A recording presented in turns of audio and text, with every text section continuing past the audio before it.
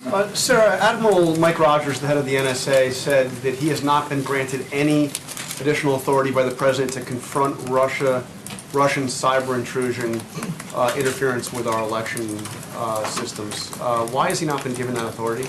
Look, just this week they announced through the State Department that $40 million is being given to the Global Engagement Center to begin providing immediate support to private and public partners that expose and counter Russian and Chinese propaganda and disinformation. We're focused on looking at a variety of different ways. As I told you last week, Department of Homeland Security Secretary Kirstjen Nielsen met with a number of both state, local, and federal officials working on ways that we can best prevent things like this in the future, and we're looking at a number of different options, and we're going to continue doing that over the coming weeks. But Admiral Rogers is the one that would have the agency that could actually go and confront Russian intrusion at the source, and he hasn't been given the authority. In fact, he says that the Russians haven't paid a sufficient price to make them change their behavior. He's the one with the power, with the means to do it. All he needs is a presidential directive, the authority from the president to do it. I disagree with the premise of your question. It's not just one individual.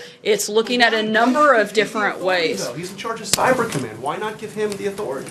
Nobody is denying him the authority. We're looking at a number of different ways that we can put pressure. Look, this president, as I told you last week, has been much tougher on Russia than his predecessor. Let's not forget that this happened under Obama. It didn't happen under President Trump. If you want to blame somebody on past problems, then you need to look at the Obama administration. The president is looking at all of the different causes and all of the different ways that we can prevent it, and as we find different ways that we can do that, we're implementing them. Like you see with the money that was allocated from the State Department, as you see with the conversations that the Secretary from the DHS is having, we're going to continue looking at different ways to combat it, and I would imagine that that will be certainly a big part of it, but I can't speak to anything further on it right now.